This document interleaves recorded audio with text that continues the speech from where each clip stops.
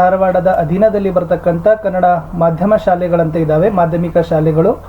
So ಮತ್ತು ವಿಶೇಷ ಶಾಲೆ ಅಂತ ಇದೆ. ಆ ಎರಡು ಶಾಲೆಗಳಲ್ಲಿ ಏನು ಮಾಡಿದ್ದಾರೆ ಅಂದರೆ ಡಿ.ಎಡ್ ಮತ್ತು ಬಿ.ಎಡ್ ಶಿಕ್ಷಕರ ನೇಮಕಾತಿಗೆ ಅರ್ಜಿಗಳನ್ನು 17 ಅಕ್ಟೋಬರ್ 2023ಕ್ಕೆ ಒಂದು ಅಧಿಸೂಚನೆಯನ್ನು ಹೊರಡಿಸಿದ್ದಾರೆ. ಇದು ಖಾಯಂ ಆಗಿರ್ತಕ್ಕಂಥ ಶಿಕ್ಷಕರ ನೇಮಕಾತಿ. ವೇತನ ಭತ್ಯೆಗಳು ಕೂಡ ಸರ್ಕಾರಿ ಶಾಲೆಗಳಿಗಿಂತ ಸೊ ಅದೇ ತನ್ನಾಗಿರ್ತಕ್ಕಂಥದ್ದಾಗದ. ಸೊ ಸುಮಾರು ಅವಕಾಶಗಳು ಚೆನ್ನಾಗಿದ್ದಾವೆ. ಸೊ ಏನಿದೆ ಅಂತಂದರೆ ಡೀಟೇಲ್ ಆಗಿರ್ತಕ್ಕಂಥದ್ದು ನೋಡೋಣ. ಇದರ ಕೆಯುಡಿದ ಅಧೀನಕ್ಕೆ ಒಳಪಡ್ತಕ್ಕಂಥ ಮಾಧ್ಯಮಿಕ ಶಾಲೆಯಲ್ಲಿ ಸಹಾಯಕ ಶಿಕ್ಷಕರಂಥ ಹುದ್ದೆಗಳಿದ್ದಾವೆ. ಮತ್ತು ವಿಶೇಷ ಶಿಕ್ಷಕರು ಅಂತಕ್ಕಂಥ ಸಂಗೀತ ಶಿಕ್ಷಕರು, ಸಹಾಯಕ ಹೌಸ್ ಮಾಸ್ಟರ್ ಅಂತಕ್ಕಂಥ ಹುದ್ದೆಗಳಿದ್ದಾವೆ. ಸೊ ಈ ಶಾಲೆಗಳಲ್ಲಿ ಅವ್ರು ಏನು ಮಾಡಿದ್ದಾರೆ, ಹುದ್ದೆಗಳಿಗೆ ಅರ್ಜಿಗಳನ್ನು ಆಹ್ವಾನಿಸಿದ್ದಾರೆ. ಮಾಧ್ಯಮಿಕ ಶಾಲೆ ಅಂದರೆ ಅದು 5ರಿಂದ 12ನೇ ತರಗತಿವರೆಗೆ ಬರ್ತದೆ.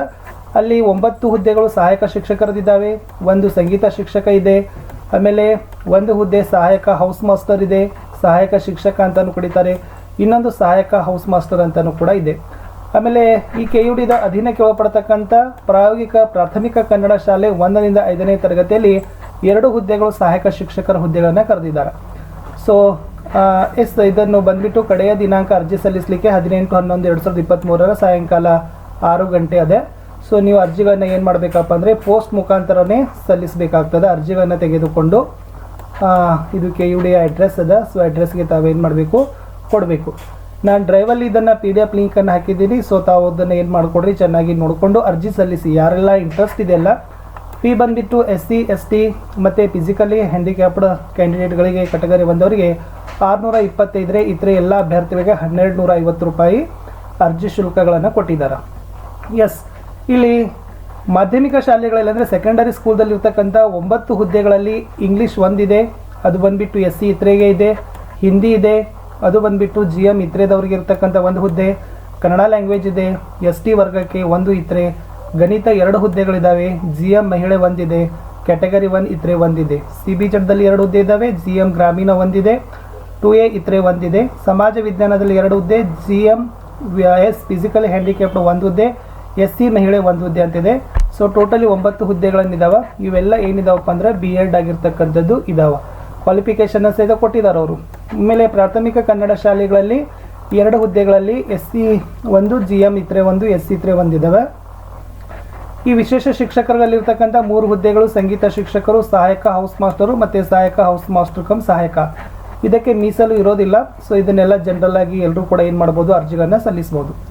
ಸೊ ಪ್ರತಿ ಹುದ್ದೆಗಳಿಗೂ ಕೂಡ ವೇತನ ಭತ್ಯೆ same to same government high school teacher scale ಆಗಿರ್ತಕ್ಕಂಥ 33,450ರಿಂದ ಪೇ ಸ್ಕೇಲ್ ಸ್ಟಾರ್ಟ್ ಆಗ್ತದೆ. ಇಂಗ್ಲೀಷ್ನಲ್ಲಿ ಕಂಪಲ್ಸರಿ ಏನು ಕೇಳಿದ್ದಾರೆ ಅಂದರೆ PG ಕೇಳಿದ್ದಾರೆ, ಸ್ನಾತಕೋತ್ತರ ಪದವಿ ಕೇಳಿದ್ದಾರೆ. ಎಷ್ಟು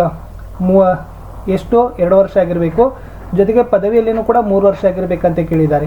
2 ಇಯರ್ PG + 3 ಇಯರ್ UG ಕೇಳಿದ್ದಾರೆ. ಸೊ B.Ed ಆಗಿರಬೇಕು, 50% ಕಂಪಲ್ಸರಿ ತೆಗೆದಿರಬೇಕು.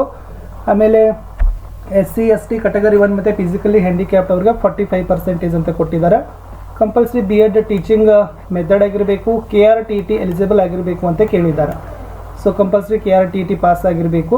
ಆಮೇಲೆ ಇದು ಕನ್ನಡದಲ್ಲಿರ್ತಕ್ಕಂಥದ್ದು ಸೇಮ್ ಆಗಿರ್ತಕ್ಕಂಥದ್ದು ಕ್ವಾಲಿಫಿಕೇಷನ್ಸ್ ಅವ್ರು ಏನು ಮಾಡಿದ್ದಾರೆ, ಕೊಟ್ಟಿದ್ದಾರೆ. ಎಲ್ಲ ಕಡೆಯೂ ಕೊಟ್ಟಿರ್ತಕ್ಕಂಥದ್ದು ಏನಪ್ಪ ಅಂತಂದರೆ 2 ವರ್ಷ PG ಆಗಿರಬೇಕು, 3 ವರ್ಷ UG ಆಗಿರಬೇಕು ಲ್ಯಾಂಗ್ವೇಜ್ದವರಿಗೆ. ಆಮೇಲೆ ತಮಗೆ ಗೊತ್ತಿದ್ದಂಗೆ ಭೌತಿಕ PCMದವ್ರಿಗೆ ಫಿಸಿಕ್ಸ್ ಕೆಮಿಸ್ಟ್ರಿ ಮ್ಯಾಥಮೆಟಿಕ್ಸ್ ಆಗಿರಬೇಕು, ಅಥವಾ ಫಿಸಿಕ್ಸ್ ಮ್ಯಾಥಮೆಟಿಕ್ಸ್ ಕಂಪ್ಯೂಟರ್ ಸೈನ್ಸ್ ಆದರೂ ಓಕೆ ಅಂತ ಹೇಳಿದ್ದಾರೆ, ಅಥವಾ ಫಿಸಿಕ್ಸ್ ಮ್ಯಾಥಮೆಟಿಕ್ಸ್ ಎಲೆಕ್ಟ್ರಾನಿಕ್ಸ್ ಆದರೂ ಕೂಡ ಏನು ಮಾಡಿದ್ದಾರೆ, ಓಕೆ ಅಂತ ಕೊಟ್ಟಿದ್ದಾರೆ. ಯಾರಿಗೆ, ಮ್ಯಾಥ್ಸ್ದವ್ರಿಗೆ, ಓಕೆನಾ. ಆಮೇಲೆ CBಜಡ್ದವ್ರಿಗೆ ತಮಗೆ ಗೊತ್ತಿದೆ. ಸೊ ಅದರಲ್ಲಿ ಕಂಪಲ್ಸರಿ ತಾವು ಏನು ಮಾಡಬೇಕಪ್ಪ ಅಂದರೆ ಕೆಮಿಸ್ಟ್ರಿ, ಬಯೋ ಮತ್ತು ಜಿಯೋಲಜಿ. ಸೊ CBಜಡ್ ಅವು 3 ಕೂಡ ಓದಿರಬೇಕು. ಕಂಪಲ್ಸರಿ KRTTಗನ್ನೇ ಕೇಳಿದ್ದಾರೆ. ಇನ್ನು SS ಯಾರೆಲ್ಲ ಅಪ್ಲೈ ಮಾಡ್ತೀರ ಅವರು ಇತಿಹಾಸ, ಅರ್ಥಶಾಸ್ತ್ರ, ಭೂಗೋಳಶಾಸ್ತ್ರ, ರಾಜ್ಯಶಾಸ್ತ್ರ, ಸಮಾಜಶಾಸ್ತ್ರದಲ್ಲಿ ಯಾವುದೇ 2 ವಿಷಯಗಳನ್ನು ತಾವು ಏನು ಮಾಡಬೇಕು, PGಯಲ್ಲಿ 1 ಅಥವಾ UGಯಲ್ಲಿ 2 ವಿಷಯಗಳನ್ನ ಕಂಪಲ್ಸರಿಯಾಗಿ ಓದಿರಲೇಬೇಕು. ಸೊ ಇಷ್ಟು ಅವ್ರು ಏನು ಮಾಡಿದ್ದಾರೆ ಅಂದರೆ ಕೊಟ್ಟಿದ್ದಾರೆ. ಸಂಗೀತ ಶಿಕ್ಷಕರು ಇದ್ದಾವೆ, ಆಮೇಲೆ ಸಹಾಯಕ ಶಿಕ್ಷಕರು ಮತ್ತು ಹೌಸ್ ಮಾಸ್ಟರ್ ಆಗಿರ್ತಕ್ಕಂಥ ಹುದ್ದೆಗಳನ್ನು ಸಹಿತ ಅವ್ರು ಏನು ಮಾಡಿದಾರಪ್ಪ ಅಂದರೆ ಕೊಟ್ಟಿದ್ದಾರೆ. ಇನ್ನು ಸ್ವಲ್ಪ ಇಲ್ಲಿ ವಿಶೇಷವಾಗಿ ಏನಂತಂದರೆ ಇದಕ್ಕೂ ಕೂಡ ಏನು ಮಾಡಿದ್ದಾರೆ ಅವರು, ಕಾಂಪಿಟೇಟಿವ್ ಎಕ್ಸಾಮ್ಗಳನ್ನೇ ಇಟ್ಟಿದ್ದಾರೆ. ಏಜ್ ಲಿಮಿಟ್ ನೋಡ್ರಿ, ಜನರಲ್ದವ್ರಿಗೆ 42 ಅದ, 2A 2B ಥರ್ಡ್ ಬಿದವ್ರಿಗೆ 45 ಇದೆ, SC ST ಕೆಟಗರಿ 1 ಮತ್ತು PWDದವ್ರಿಗೆ 47 ಏಜನ್ನು ಏನು ಮಾಡಿದ್ದಾರೆ, ನಿಗದಿಯನ್ನು ಮಾಡಿದ್ದಾರೆ. ಇನ್ನು ಇಲ್ಲಿ ಟೋಟಲ್ ಆಗಿರ್ತಕ್ಕಂಥ ಆಯ್ಕೆ ಪಟ್ಟಿಯಲ್ಲಿ ಮೊದಲ ಸ್ಥಾನವನ್ನು ಏನು ಮಾಡ್ತಾರೆ ಅಂದರೆ ಎಲ್ಲ ಮೆರಿಟ್ಗಳ ಮೇಲೆ, ಆಮೇಲೆ ಯಾರು ವಿಶೇಷ ಕರ್ತವ್ಯಗಳಲ್ಲಿ ಸೇವೆಯನ್ನು ಸಲ್ಲಿಸಿದಾರಲ್ಲ ಅವರಿಗೆ 2% ಕೃಪಾಂಕವನ್ನು ಕೊಟ್ಟು ಅರ್ಹ ಮತ್ತು ಅನರ್ಹ ಅಭ್ಯರ್ಥಿಗಳ ಪಟ್ಟಿಯನ್ನು ರೆಡಿ ಮಾಡ್ತಾರೆ. ಓಕೆನಾ. ಅದಕ್ಕೆ ತಾವು ಅಬ್ಜೆಕ್ಷನ್ಸ್ಗಳನ್ನ ಕೂಡ ಏನು ಮಾಡ್ಬೋದು, ಕೊಡ್ಬೋದು ಅಂತ ಕೇಳಿದ್ದಾರೆ. ಸೆಕೆಂಡ್ ಸ್ಟೇಜ್ದಲ್ಲಿ ಏನು ಮಾಡ್ತಾರೆ ಅಂತಂದರೆ ಮೂಲ ಪ್ರಮಾಣ ಪತ್ರಗಳ ಪರಿಶೀಲನೆಯನ್ನು ಮಾಡ್ತಾರೆ. ಸೊ ಡಾಕ್ಯುಮೆಂಟ್ ವೆರಿಫಿಕೇಷನನ್ನು ಮಾಡಿ ಏನು ಮಾಡ್ತಾರೆ, ಥರ್ಡ್ ಸ್ಟೇಜ್ಗೆ ಏನು ಮಾಡ್ತಾರೆ, ರಿಟರ್ನ್ ಟೆಸ್ಟ್ಗೆ ಕರೀತಾರೆ. ಅಲ್ಲಿ ಏನಿದೆ ಅಂತಂದರೆ ಫಸ್ಟ್ ಆಫ್ ಆಲ್ 1:5 ಕರೆದ್ರೆ 50 ಮಾರ್ಕ್ಸ್ದು ಬ್ಲ್ಯಾಕ್ ಬೋರ್ಡ್ ಪರಿಣಿತಿ ಪರೀಕ್ಷೆ ಅಂತ ಕೇಳ್ತಾರೆ. ಇಟ್ ಮೀನ್ಸ್ ಏನಪ್ಪ ಅಂದರೆ ನಿಮಗೆ ಡೆಮೋ ತೊಗೊಳ್ತಾರೆ, ವೈವಾ ಇರ್ತದೆ. ಅದು ಬ್ಲ್ಯಾಕ್ ಬೋರ್ಡ್ ಪರೀಕ್ಷೆ ಅಂದರೆ ನೀವು ಪಾಠನೇ ಕೊಡಬೇಕು, ಅದೇ ಒಂದು ಎಕ್ಸಾಮ್ಸ್ ಅಂತ ಹೇಳ್ತಾರೆ. ಸೊ ನೆಕ್ಸ್ಟ್ ಇರ್ತಕ್ಕಂಥದ್ದು ಏನದಪ್ಪ ಅಂತಂದ್ರೆ ರಿಟರ್ನ್ ಪೇಪರ್ ಇದೆ. ಅದರಲ್ಲಿ 2 ಪೇಪರ್ಗಳಿರ್ತಾವೆ. ಪೇಪರ್ 1ನಲ್ಲಿ ಸೇಮ್ ನಮ್ಮ ಕರ್ನಾಟಕ ಸರ್ಕಾರದ್ದು ನಡೆಸ್ತಕ್ಕಂಥ 150 ಎಕ್ಸಾಮ್ಗೆ ಮಲ್ಟಿಪಲ್ ಚಾಯ್ಸ್ ಕ್ವಶನ್ಸು ಇವು 6 ವಿಷಯಗಳನ್ನು ಹೊಂದಿರ್ತಾವೆ. ಇನ್ನು ಸೆಕೆಂಡ್ ಪೇಪರ್ ಕಂಪಲ್ಸರಿ ರಿಟರ್ನ್ ಆಗಿರ್ತದೆ.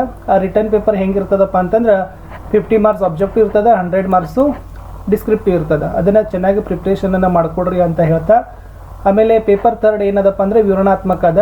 ಅದು ಕೇವಲ ಗಣಿತ ವಿಜ್ಞಾನ ಮತ್ತು ಸಮಾಜ ವಿಜ್ಞಾನ ಶಿಕ್ಷಕರಿಗೆ ಮಾತ್ರ ಏನದಪ್ಪ ಅಂದ್ರೆ ಪೇಪರ್ 3 ಕನ್ನಡವನ್ನು 100 ಮಾರ್ಕ್ಸ್ಗೆ ಕಂಡಕ್ಟನ್ನು ಮಾಡ್ತಾರೆ. ಓಕೆ. ಎಕ್ಸಾಮ್ ನೋಡಿದ್ರೆ ಪೇಪರ್ ಫಸ್ಟ್ಗೆ 2.5 ಗಂಟೆ, ಪೇಪರ್ 2ಗೆ ಆಬ್ಜೆಕ್ಟಿವ್ಗೆ 1 ಗಂಟೆ, ಆಮೇಲೆ ಡಿಸ್ಕ್ರಿಪ್ಟಿವ್ಗೆ 2 ಅವರ್ಸ್, ಕನ್ನಡ ಪೇಪರ್ಗೆ 2 ಅವರ್ಸ್ ಆಗಿರ್ತಕ್ಕಂಥದ್ದು ಇದೆ. ಸೊ ಆಲ್ರೆಡಿ ಕ್ವಶನ್ ಪೇಪರಲ್ಲಿ ಏನೆಲ್ಲ ಸಿಲೆಬಸ್ಸು ಹೇಗಿದೆ ಅನ್ನೋದನ್ನು ಅವರೆಲ್ಲ ಏನು ಮಾಡಿದ್ದಾರೆ ಇಲ್ಲಿ ಕೊಟ್ಟಿದ್ದಾರೆ. ಅದನ್ನು ತಾವೆಲ್ಲರೂ ಕೂಡ ನೋಡ್ಕೊಳ್ಬೇಕು. ಯಾವ ಥರ ಮೆರಿಟನ್ನೇ ಕ್ಯಾಲ್ಕುಲೇಷನ್ ಮಾಡ್ತಾರೆ ಅನ್ನೋದನ್ನು ಸಹಿತನೂ ಕೂಡ ಅವ್ರು ಏನು ಮಾಡಿದ್ದಾರೆ, ಕೊಟ್ಟಿದ್ದಾರೆ.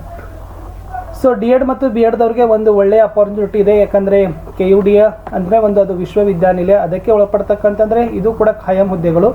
ಸೊ ಖಂಡಿತವಾಗಿ ಯಾರಿಗೆಲ್ಲ ಇಂಟ್ರೆಸ್ಟ್ ಇದೆಯಲ್ಲ ಅವರು ಅರ್ಜಿಗಳನ್ನು ಸಲ್ಲಿಸಿ ಇದನ್ನು ಡ್ರೈವಲ್ಲಿರ್ತಕ್ಕಂಥ PDF ಅನ್ನು ಡೌನ್ಲೋಡ್ ಮಾಡಿಕೊಂಡು ಚೆನ್ನಾಗಿ ಪ್ರಿಪ್ರೇಷನನ್ನು ಮಾಡಿ, ಭಾಳಷ್ಟು ವಿಡಿಯೋಗಳನ್ನು ನಾವುಗಳು ಕೂಡ ನಮ್ಮ ಯೂಟ್ಯೂಬ್ ಚಾನಲ್ ಇದ್ದಾವೆ, ಅವುಗಳನ್ನು ನೋಡಿ ಅಂತ ಹೇಳ್ತಾ, ಸೊ ನಿಮ್ಮ ಅರ್ಜಿಯನ್ನು ಸಲ್ಲಿಸಿ ಪರೀಕ್ಷೆಗೆ ತಯಾರಾಗಿ. ಖಂಡಿತವಾಗಿ ಏನಂದರೆ ಈ ಸರ್ಕಾರಿ ಶಾಲೆಗಳ ನೌಕರರಿಗಿಂತನೂ ಕೂಡ ಇದು ಹುಬ್ಬಳ್ಳಿ ಧಾರವಾಡ ಅಂದರೆ ಬೆಂಗಳೂರು ಮಹಾನಗರ ಪಾಲಿಕೆಯಾಗಿ B ಗ್ರೇಡಲ್ಲಿ ಬರ್ತದೆ ವಿಚಾರದಲ್ಲಿ. ಸೊ ವೇತನ ಮನೆ ಬಾಡಿಗೆ ಮತ್ತೆ 16% ನಿಮ್ಗೆ ಏನಾಗ್ತದಪ್ಪ ಅಂದ್ರೆ ಸಿಗ್ತದೆ. ಮತ್ತು ಚೆನ್ನಾಗಿ ಪೇ ಸ್ಕೇಲ್ ಅದ, ಅಲ್ಲಿ ಒಂಥರ ಆಗಿರ್ತಕ್ಕಂಥದ್ದು ಬೇರೆ ಬೇರೆ ನಿಮಗೆ ಅವಕಾಶಗಳ ಸಹಿತನೂ ಕೂಡ ಒದಗಿ ಬರ್ತಾವೆ. ಇಷ್ಟಿತ್ತು ಈ ವಿಡಿಯೋದಲ್ಲಿ. ಮತ್ತೆ ಸಿಗ್ತೀನಿ ಇನ್ನೊಂದು ಹೊಸ ವಿಡಿಯೋದಲ್ಲಿ. ಅಲ್ಲಿಯವರೆಗೂ ಟೇಕ್ ಕೇರ್, ಬಾಯ್.